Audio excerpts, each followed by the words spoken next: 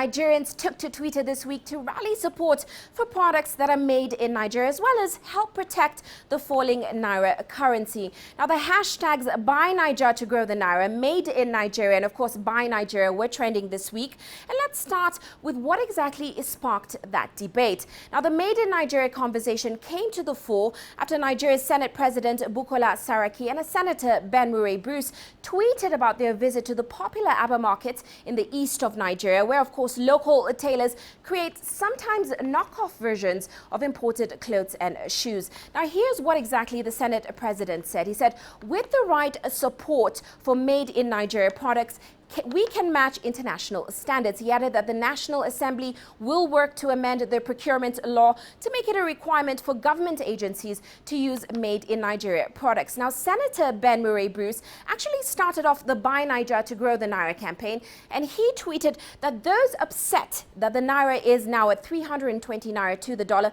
must accept that the only way out is not to attack the president, but of course to buy Niger to grow the Naira. Well, are Nigerians keen on buying local to beat the oil price slump? Well, here are some of the reactions we got on Twitter. JJ Omojua says, you can't ignore price and quality when convincing Nigerians to buy vehicles and other forms of machinery made in Nigeria. Now, Goody Two Shoes said, I don't support the Buy Niger to Grow the Naira campaign. I will buy Nigerian only when it is the best value for the money I can afford. Now, it seemed though that majority supported the Made in Nigeria Buy Nigeria campaign.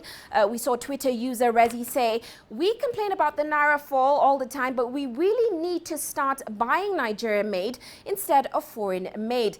Edward actually agrees, saying Nigeria products may not be of world standard right now, but our patronage will take them there. Now, Market Bus Stop, however, made a good point. He said, this is a wake-up call to Nigeria's manufacturers. Now, many of Nigeria's local businesses took advantage of all the Twitter hype this week, advertising their made in Nigeria products, tweeting photos of anything from locally made and of course packaged groundnuts, cashew nuts, clothing items, and even cars.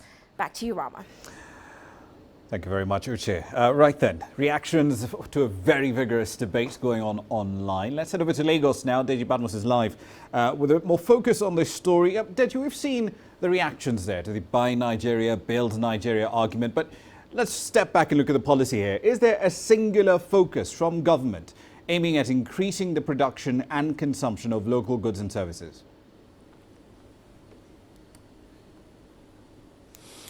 Well, Rama, let me just tell you straight away that it's basically one of the reasons why the government is refusing to devalue the Naira. The president has come out openly to say, look, devaluing the Naira would not help Nigerians to export their products, that Nigeria does not produce much, it doesn't export much, and that if you devalue, it wouldn't even encourage production at home. And so it's one of the reasons the CBN, for instance, decided to introduce restrictions in the forex market, removing about over 40 items now from access to foreign exchange. But so that's what the government is doing. But people have said the government needs to do more than that. Uche talked about the Senate president going to a place called Aba. Of course, it's a commercial town. But there's something going on in Nigeria at the moment. The Senate is supposed to be buying cars for its use. I'm talking about lawmakers now. They're supposed to be buying cars for their use.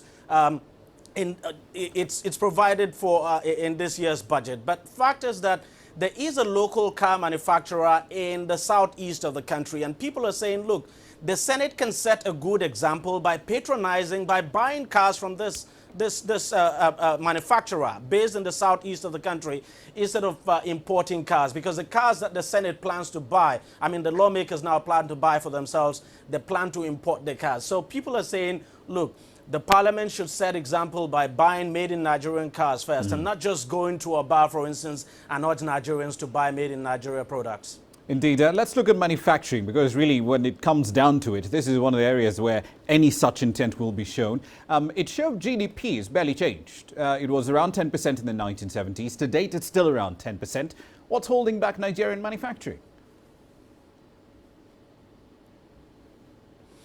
Well, two key things I'll tell you, Rama. The first is power. Most manufacturers will tell you that a huge chunk of their budget and their production cost goes to power because they have to provide their own electricity.